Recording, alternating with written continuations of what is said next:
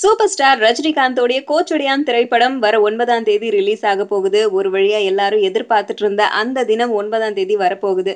இந்த படத்த தொடர்ந்து வேற எந்த படத்துல ரஜினிகாந்த் நடிக்க போறாரு அப்படின்னு எல்லாருமே வந்து கேட்டுட்டு இருந்தாங்க. அந்த நிலைமையில இப்போ அடுத்ததா இவரு கே.எஸ். ரவிக்குமாரோட இயக்கத்துல நடிக்க போறாரு அப்படிங்கிற இன்ஃபர்மேஷன் நமக்கு கிடைச்சிருக்கு. படத்துடைய பேர் கூட லிங்கா அப்படின்னு வைக்கலாம்னு சஜெஸ்ட் பண்ணியிருக்காங்க.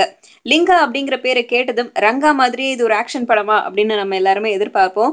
லிங்கா அப்படிங்கிற பேரு கதைய டிபெண்ட் பண்ணி வைக்கலாம் அப்படின்னு அவங்க முடிவு பண்ணலையாம். லிங்கா அப்படிங்கிறது ரஜினிகாந்தோடைய பேரனோட பேராம். அதனால அந்த பேரையே படத்துக்கு வைக்கலாம் அப்படின்னு சஜெஸ்ட் பண்ணிருக்காங்க. ஆனா இது இன்னும் ஃபைனலைஸ் பண்ணப்படல. படத்துல திரும்பவும் ரஜினிகாந்துக்கு இரட்டை வேடம், அப்பா மகன் அப்படின்னு 2 கேரக்டர்ல நடிக்கிறாரு. இந்த படத்துடைய படப்பிடிப்பு மைசூர்ல நடக்க போகுதாம். ரஜினிகாந்த் மைசூர் கிளம்பி போறாரு. 1 மாசம் அங்க தங்கி படத்தை முடிக்க போறாரு.